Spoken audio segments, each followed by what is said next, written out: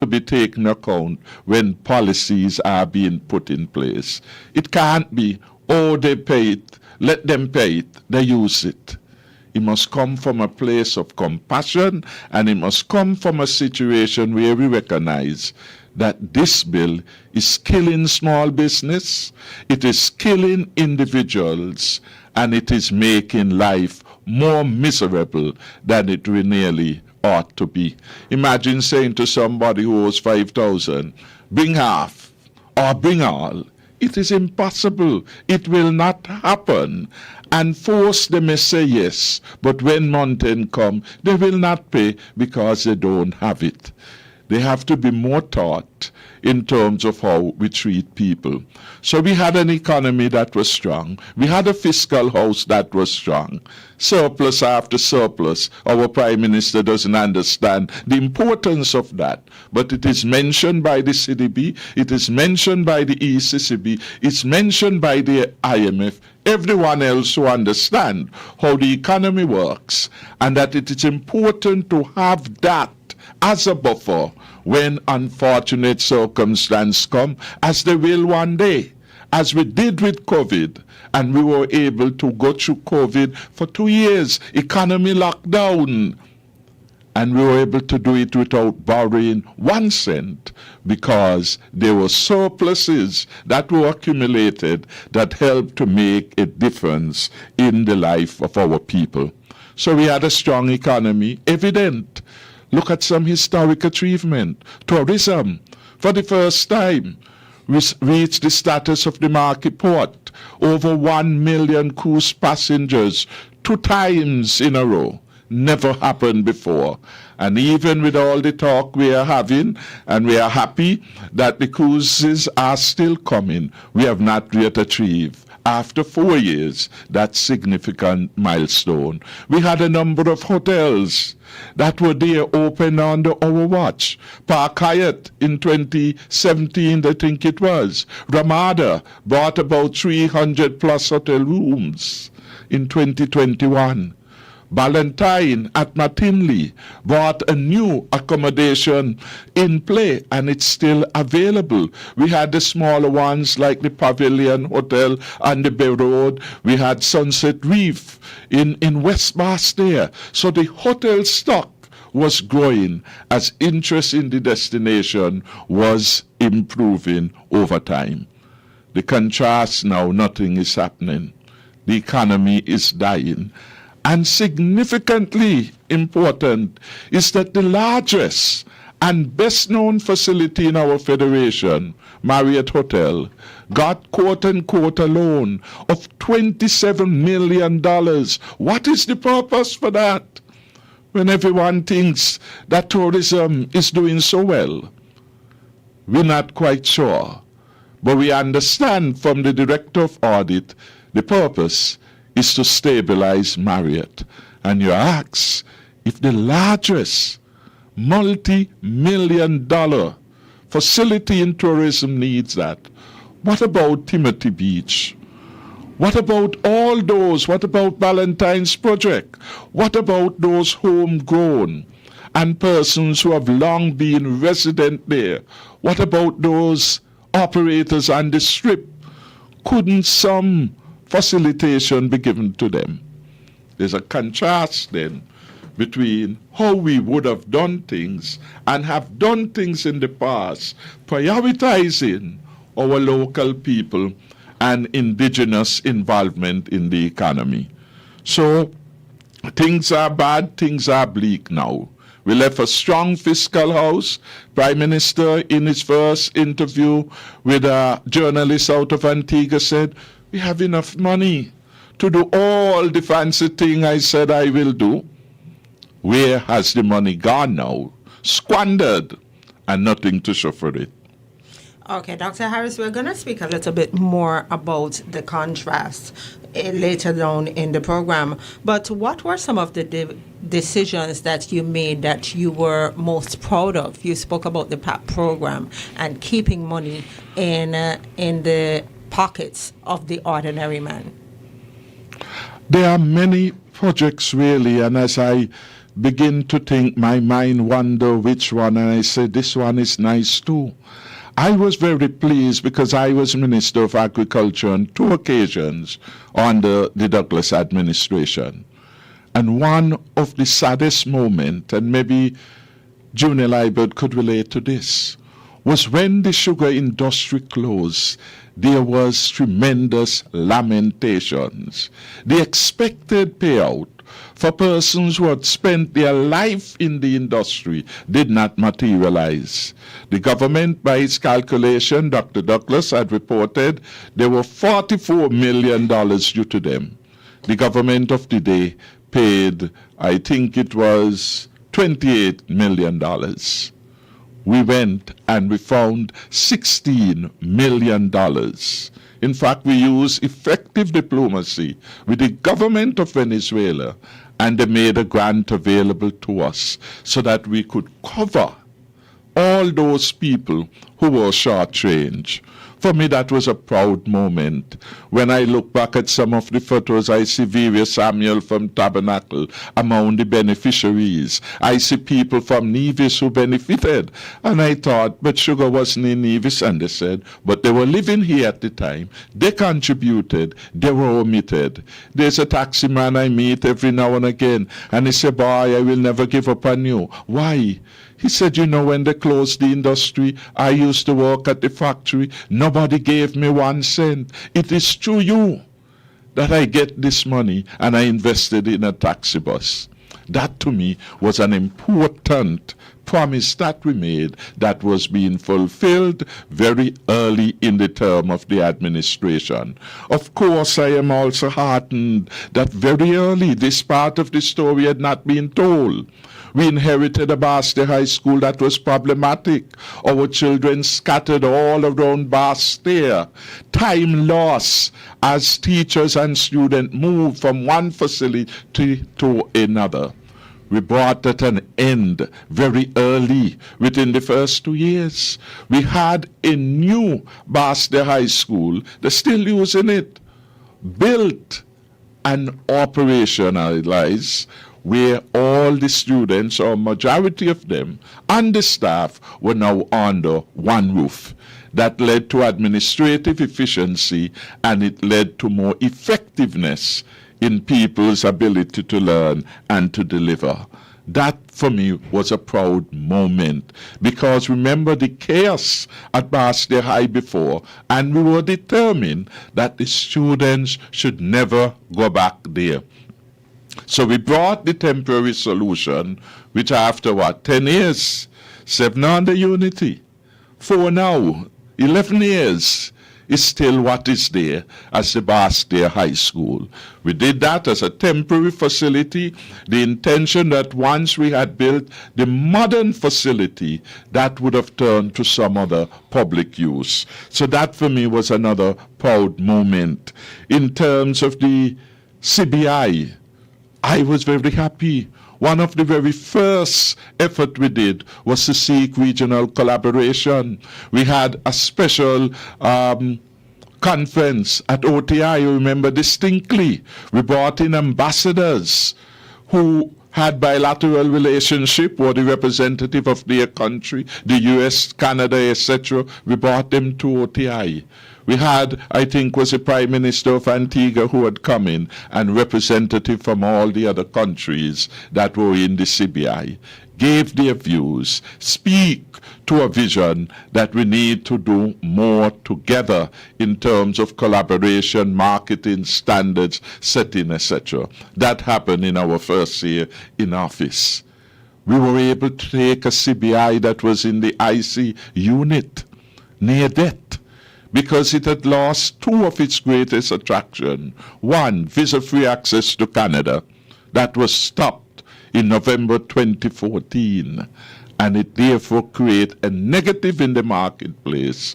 That followed May 2014, when the U.S. Treasury Financial Crimes Unit, as it were, FinCEN, sanction our program and tell the world it had no confidence in what the Douglas regime was doing with the CBI program. In fact, the release was so clear, it said the U.S. government no longer trusts the word of the government and that illegal or illicit actors rather were participating in our CBI. That of course had come, remember the drama? The government had removed the country of birth field from the passport to hide the identity of these new holders. 15,000 passports had to be recalled. 15,000 passports had to be recalled to ensure that we were dealing with this problem that led to a loss of trust and confidence of international organization within our program. By the time we were nearing our first term, our CBI program was booming again. It was the best in terms of earnings of any of the participating countries in the region. We revived that with hard work. I remember going to Dubai. I remember going to London with the AGRI, etc., meeting critical stakeholders, both government and investors, to restore and rebuild our program. So that for me also is another proud moment. I was happy that when the country did well, the citizens knew. So for example, when we made our surpluses, we shared with those whose productivity contributed to it. The civil servants, the step workers, and all of those at the CFBC who had problem last year getting their double, it was not a problem. In fact, when I was paying double as the Minister of Finance, we paid double down here to thousands of people in St. Kitts, and we paid to thousands up there in Nevis. NEVLEC and all of those other statutory entities submitted, well, their financial secretary really, or PS of Finance, as they're called, would have submitted the requests for these entities to be given their double salary. And it helped, brought the joy of Christmas, it stimulated the economy, so we got back through taxes and the expenditures, the VAT and so on, we got back some of what we had given. But again, it was to build confidence and to say to workers, you are important. When we do well, you must be part of that wellness program. When things are tight, you're going to tighten your belt with us. And I marveled how we were, for example, able to get civil servants, senior civil servants, during the lockdown to come out to ensure every week payments were made to those to whom these payments were due. So there was no loss of motivation from doing right by the people. And we could go on and on, but time will not allow. The peace program was an innovation. Yes, it was new.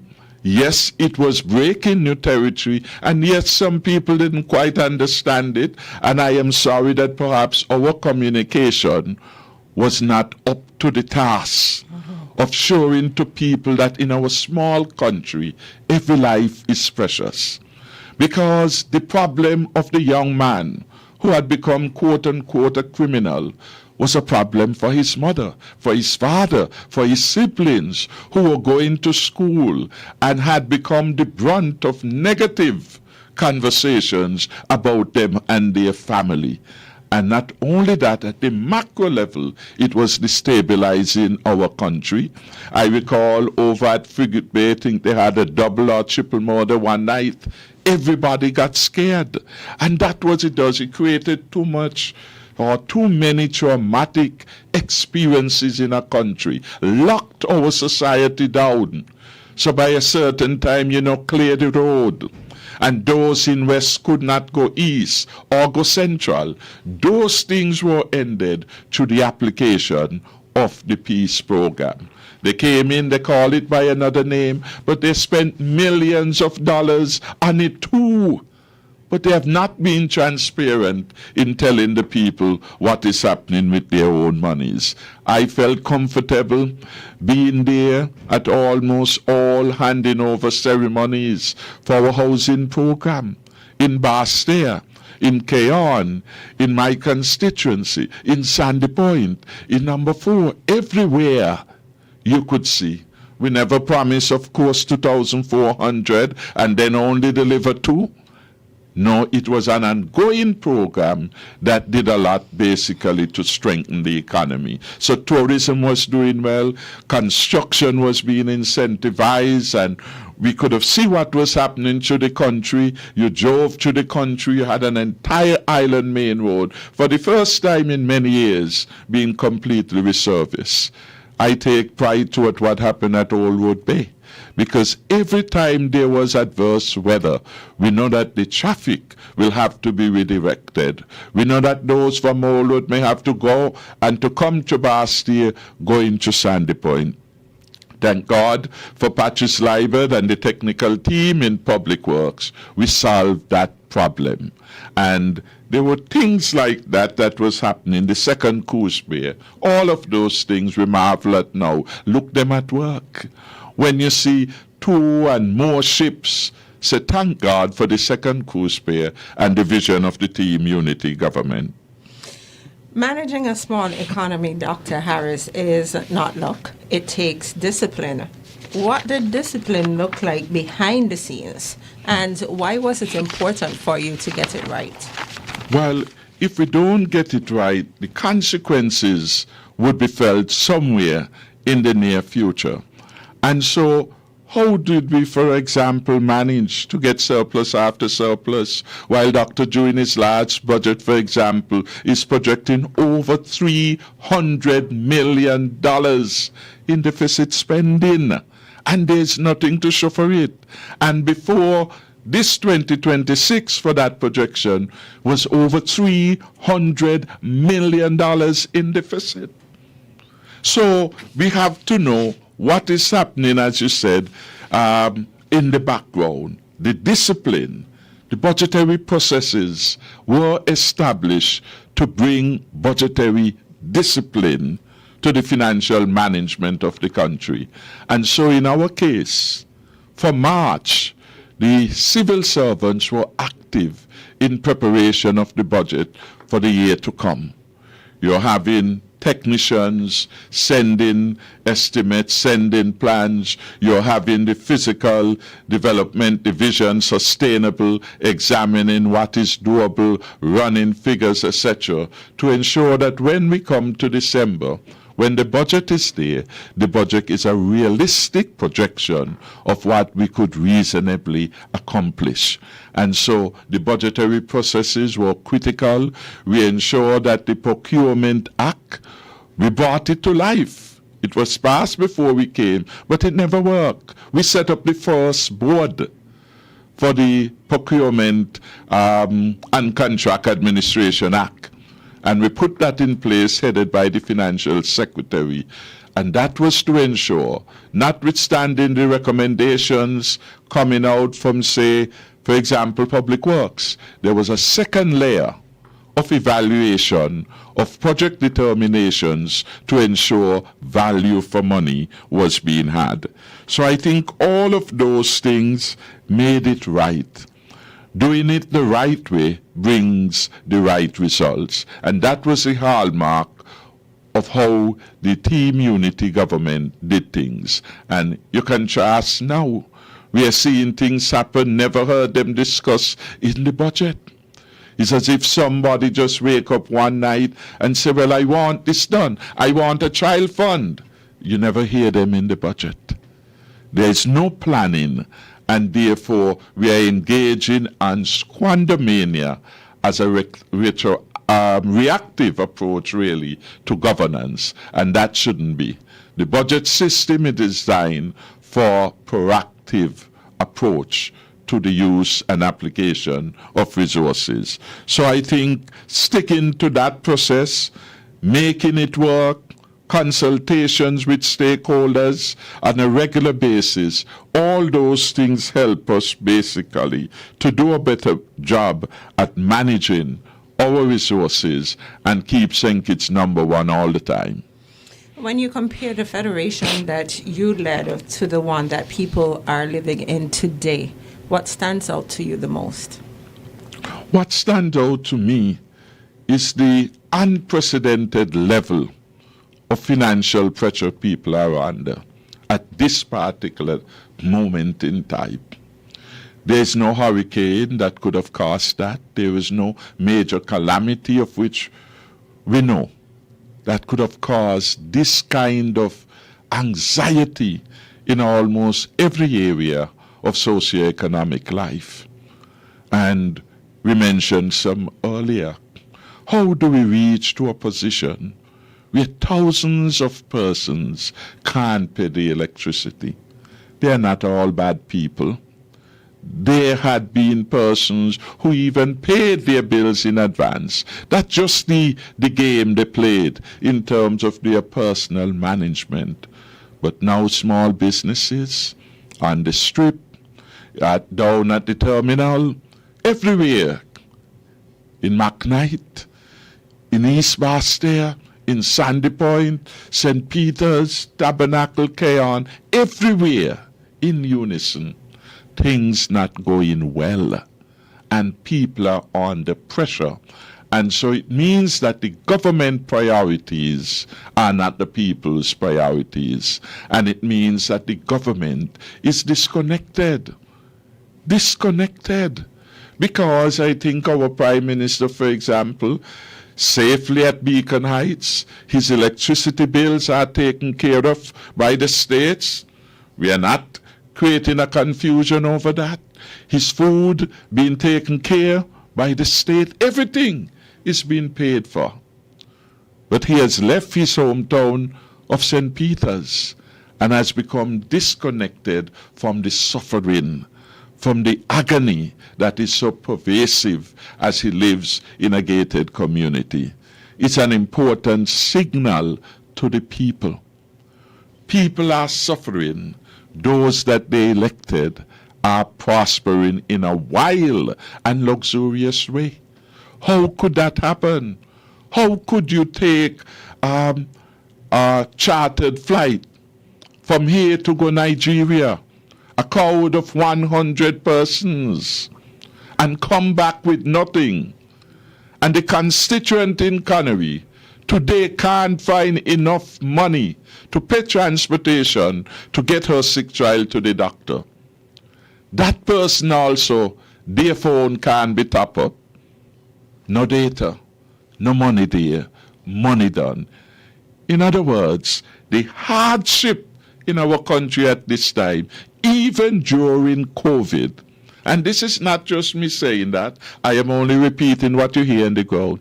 Even during COVID, there was a global pandemic crippling every economy, large and small, things were not this bad. And that to me is an indictment on the fiscal recklessness that is taking place. It is that the government has wasted and squandered $700 million I left behind. That is why he told the reporter in Antigua he had enough, but he wasn't part of it. That has gone down. Adrian, an economist on your show, I think, spoke about that, how quickly things have turned so negatively and so adversely. Today as we speak, many children will go home nothing to eat. But to add to that, they will go home and there will be no electricity. So they must go to bed early. And at home is a mother wondering, what should I do? Should I give in to the pressure to do something, anything at all, to ensure I have something when my child wake up? And there are many within our society, females in particular, being put under a lot of pressure for survival, for survival, especially when they are heading the households. That to me is a calamitous situation that has happened so quickly over the last 4 years, and it is something that we must do something about. Dr. Harris, you spoke about people suffering, people, telling you about how difficult life has become. Now, we are also hearing about external shocks. From where you are sitting, was this avoidable? Was the what you're saying that the people are facing, was that avoidable? And were you sitting in the Prime Minister's office, what would you do to change things? Well, there are many things that a competent government can do. If you look at the news, you see almost every month the government in Anguilla is bringing out some relief measure for its people. And you ask Anguilla, we are an independent country, and Anguilla is mobilizing resources to do all of these things. And here, St. Kitts, that was number one, doing remarkable things, can't find a better response for us who are suffering. The choices that we make have consequences. And we see no effort by the government, one, to listen and to appreciate where we are at. So when people are saying things are hard, the government say, hush up, man. Things are hard. Things good. And they point to some non-existent reality. We are working, but we are not seeing the success of those efforts. I want to make the point that in the life of a government and a country, small as ours, external shocks must be taken as given, and therefore you have to prepare for it. When in 2017 or there about September, we were struck with 2 hurricanes, Irma and Maria, my government had to respond to it. That is an external shock. Not man-made, natural you may say. Can't do anything about hurricane except to prepare ourselves, except to insure. So you see, there are things that we can do. And we did some of those things. We signed up on what they call, I think it's the QIF, which was a regional insurance program being put forward by an entity within CARICOM. And we were able to, as it were, create a buffer in the advent that we had hurricanes or any natural disaster that impact us in a number of ways. So it was getting, for the public sector, what we do in our individual lives in terms of insuring our property. But we had a pandemic too. Nothing was more external than that. We heard it originated in China. And it reached here in March. We had to lock down our country, and God knows we didn't know how long, because there were nobody on earth who had fully understand it and the speed with which it would progress. So London was closed, as Bastille was closed, and Washington DC was closed. It affected us, but we came out of it. We managed it in an excellent way. We were the top country in terms of performance. I want to thank people like our Chief Medical Officer, Dr. Hazel and Cameron Wilkerson, who are at the forefront of helping us articulate the Life First strategy, where the government said we will do everything within our power to mobilize resources to protect our people, to keep them alive. And many people came forward and thanked us.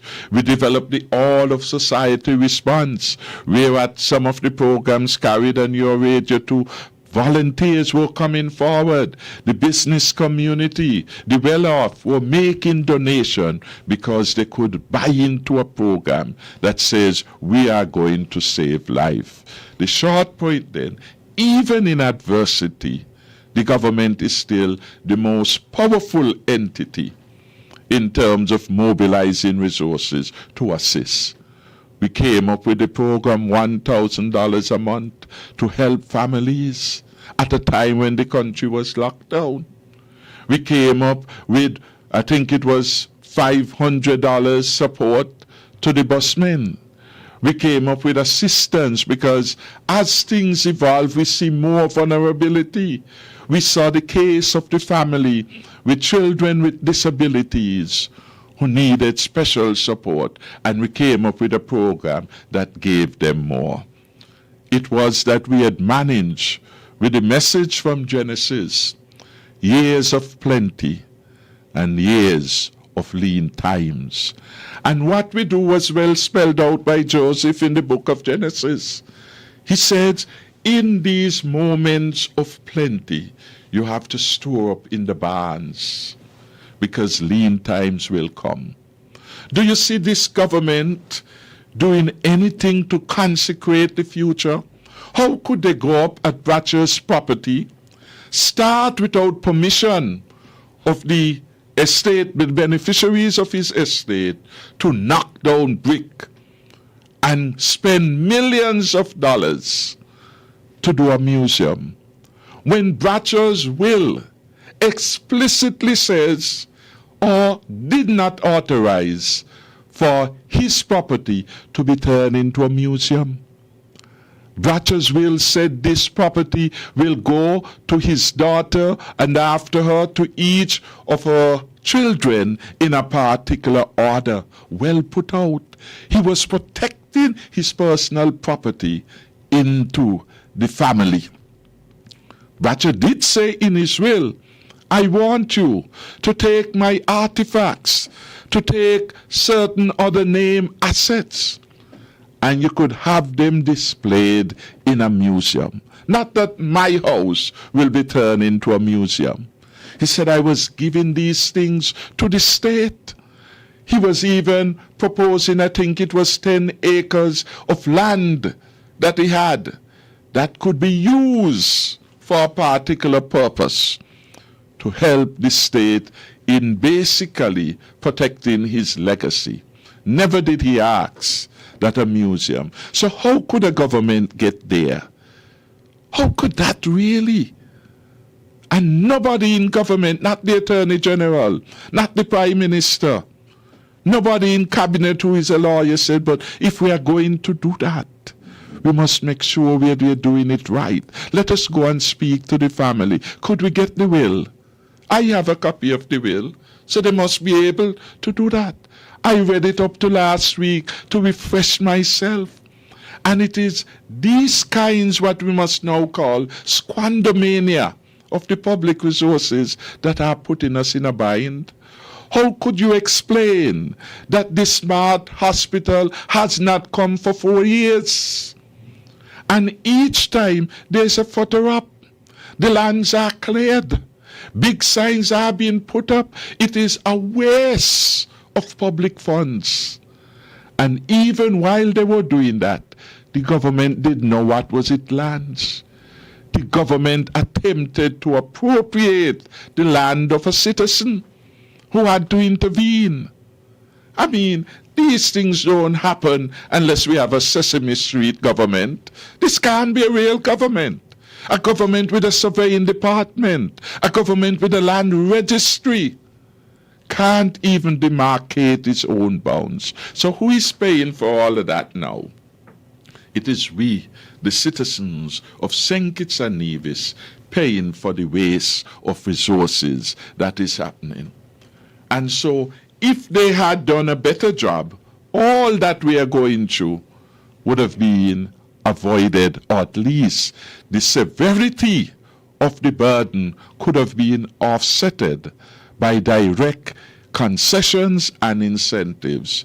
And even if we take what the Director of the Auditor General of the government, Director of Audit, reported on, $27 million in the eyes of many, gone, give away. No interest rate that we know of, no time frame. Don't you think that $27 million could have been shared more equitably?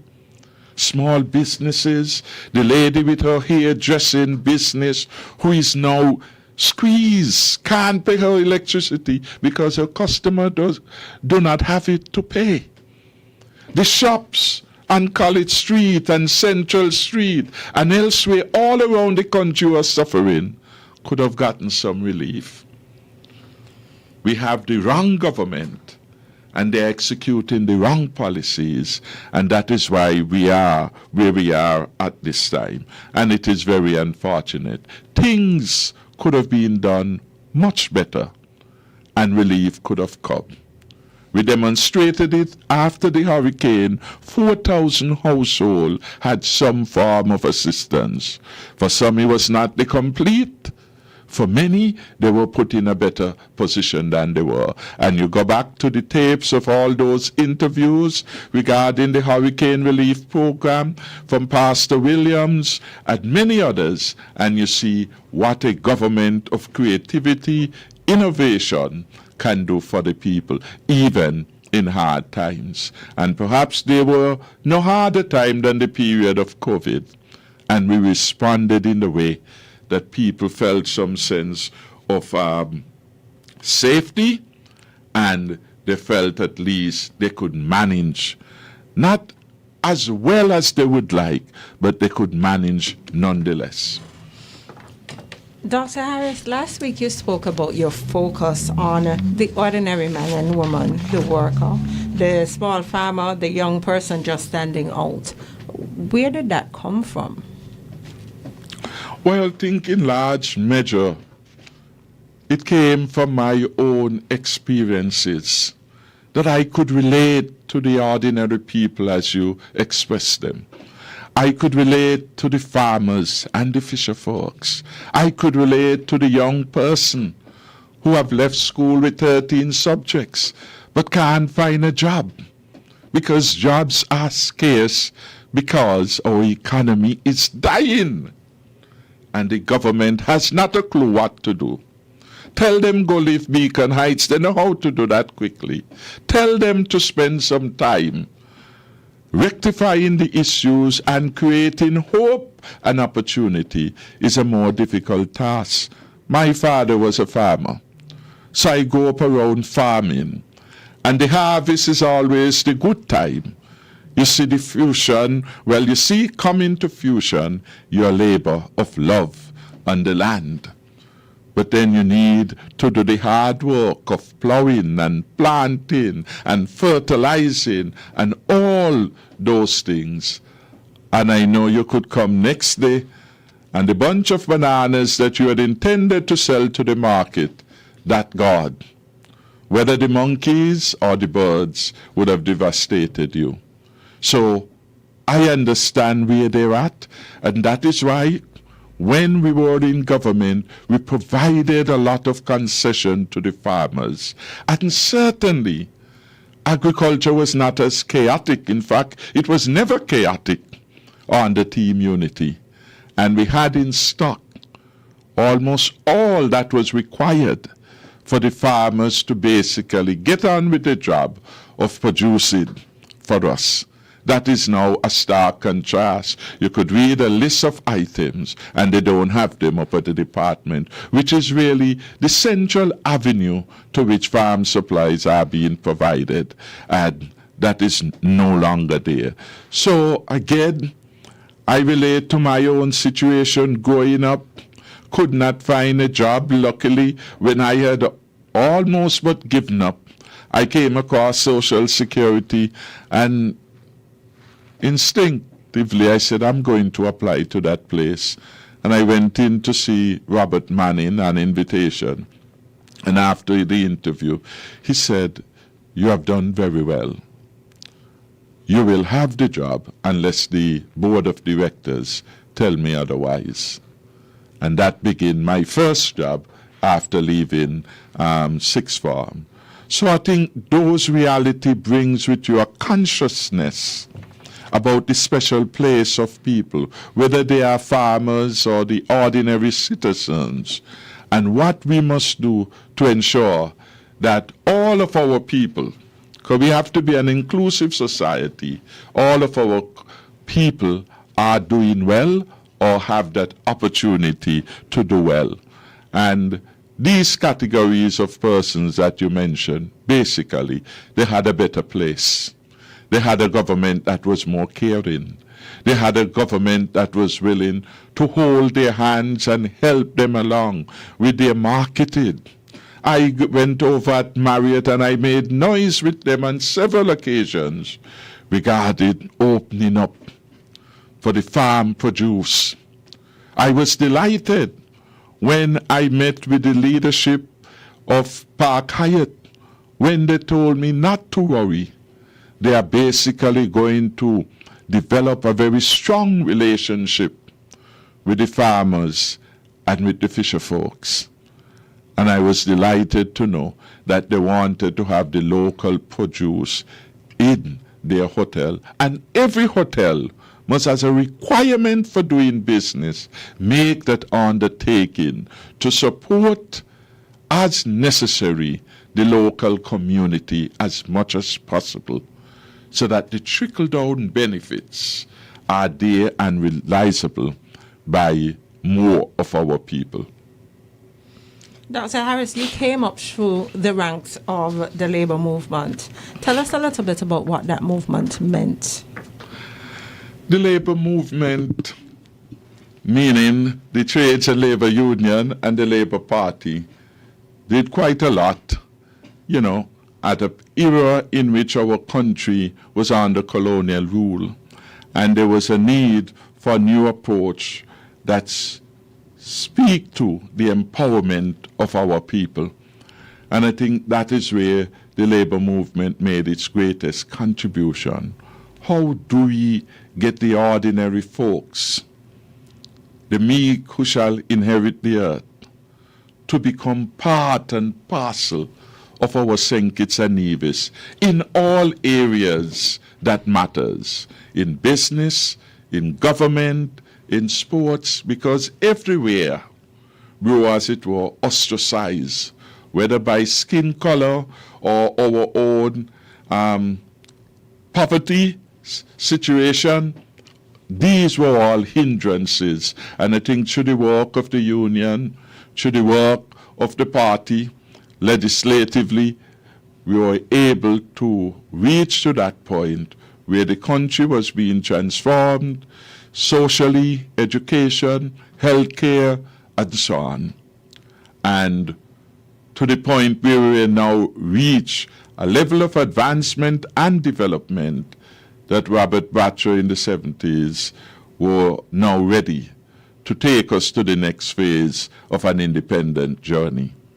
So I look back at admiration to that. I look back with the knowledge that my father, as I said, was part of that work. I look back to my own initiation and involvement in that particular movement, and I have no regrets. No regrets in terms of that past, that involvement. And in fact, that continues to inspire my approach to governance and government. And I build upon that a new feature of inclusiveness, because the class divide is no longer as pronounced as it was then, when Bradshaw was there doing the fight on behalf of the people. And those who own the estate then, they are no longer with us. Maybe the heirs and successors are there in some form. So the country itself has gone through transformation, and so we ourselves must also liberate our minds and look to how we can build a St. Kitts and Nevis that would be better for all of us. When you look at the present St. Kitts Nevis Labour Party, do you feel that it reflects that philosophy that you just spoke about? I would say quite candidly, no, there's a difference. I see these as the fake labor rights, frankly. What is happening now could never have happened under Bradshaw, or Limor, or Southwell, or even with France around.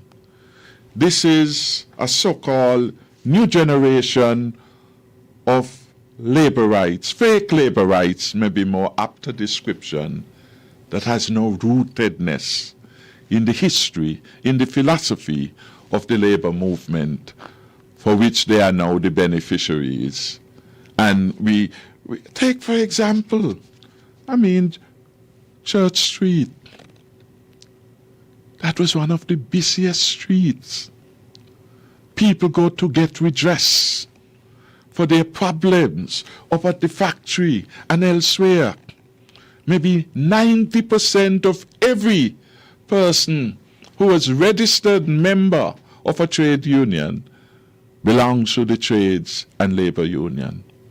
So that was the hotbed where people will go back to what my father taught me, their grievance address.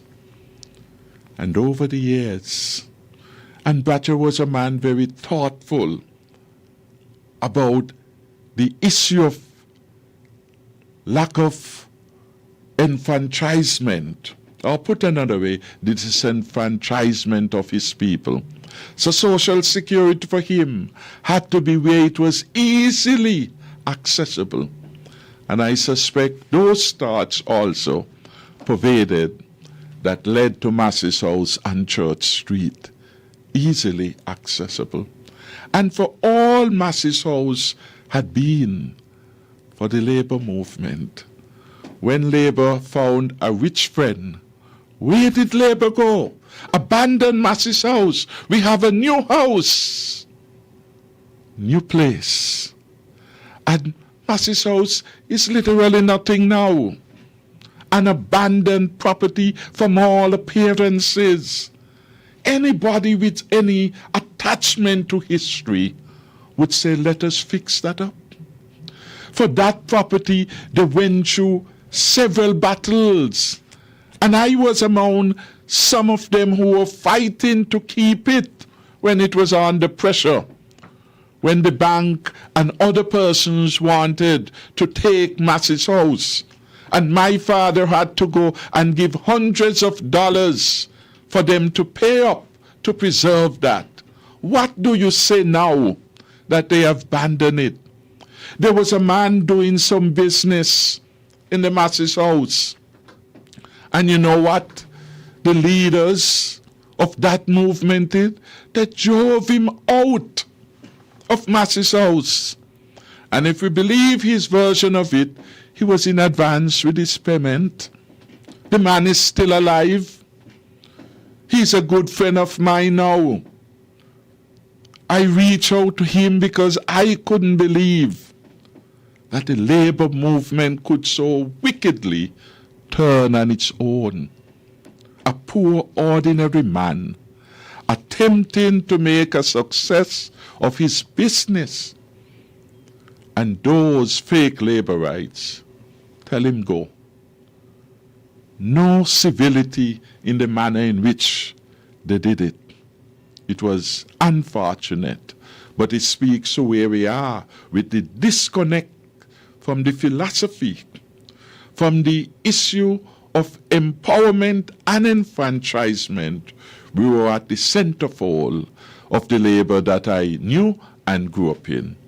That has gone, and we could point to several other measures. Bratcher was a man about integrity. Bratcher wanted things done right, decently and in order, were some of his catchwords. Dr. You don't know any of those words. Certainly not true application of them. And the set of confusion that we are seeing, the government has made the society chaotic. And if you ask anyone, they would say, I don't know what the government is doing. I don't know where we are going. They don't know when we will get out of the mess. And my answer is, the power lies in you.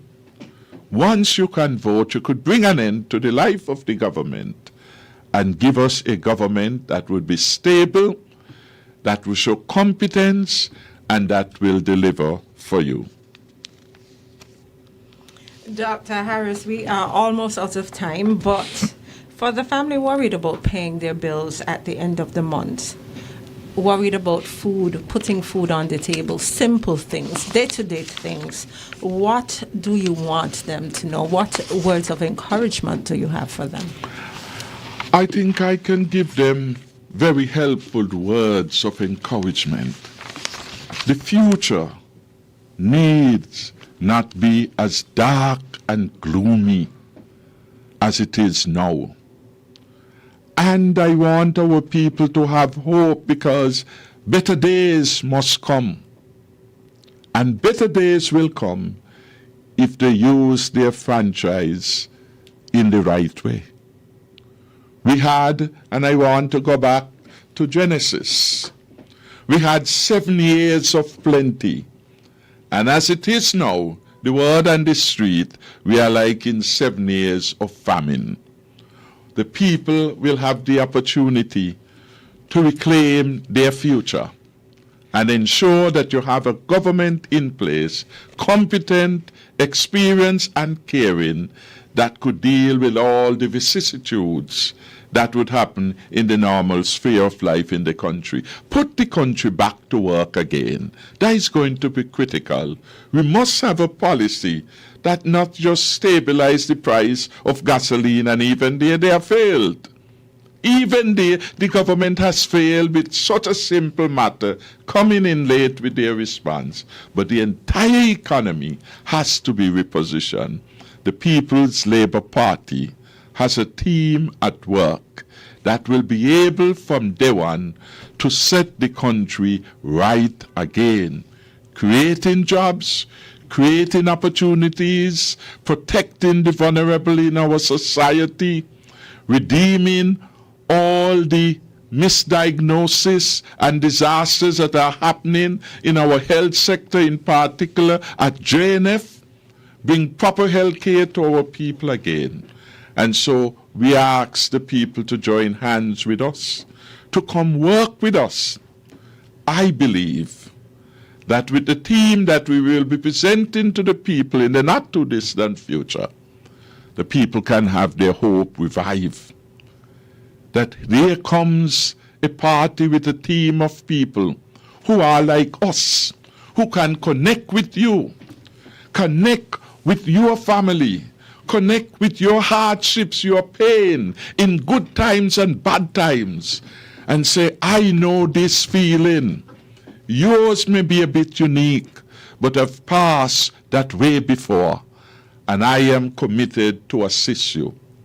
There's a young lady in East Street in Bath there. I want to tell that story too. That lady was in a government house. The NHC went to her and basically threatened, move out, we're going to knock down the house, you have to find somewhere to go. And I told her, it can't happen. They have to give you notice. As far as I'm aware, it's only the court could make a determination regarding eviction if it is to be done properly. And you should have proper notice. And she went to NHC, and all those arrogant people in leadership, well, you got to come out. Well, that ain't how you treat ordinary people. And that wouldn't be Bratchaway, because those houses in his street and elsewhere were part of what Bratcher did to, as it were, bring home ownership to the people. I said, go and speak to Jeffrey. Jeffrey said, well, you're going to have to come out. We plan to knock it out. And I said to the lady, that can't be just and right and fair. Here is a government that should be empowering you. Don't remember how many children she has, or she reported. But the government thinks that it can just kick somebody out of a house. But what happens when you have a landlord in the private sector? How do you tell them show compassion? How did you talk to them about due process? Reasonable time. Go into court and let the court, as it were, allow the eviction of the party. When NHC, the arm of the government, build in for members of the board and the high echelons, but can't build a house for her. And the answer is to force her out. This is not the way we will do government under Team Unity, under a PLP government, nor was it the way we did it under Team Unity. And we are saying people then can have hope. Hope because 7 years was one of performance.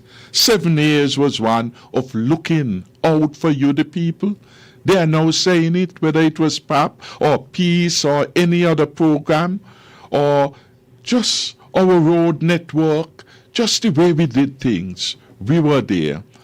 And so all is not lost. We can redeem the time with the PLP administration in place. The power lies with the people. And I'm confident that they will redeem the times. And that's where we'll leave this edition of The People's Choice. Our sincere thanks to our guest, Dr. the Honorable Timothy Harris, for joining us and sharing his perspective on the issues facing the nation. Thank you to our listeners for tuning in and being a part of the conversation. Join us next time for another engaging discussion on matters that impact you, your family, and the future of St. Kitts and Nevis. It's time to listen. It's time for the people's choice.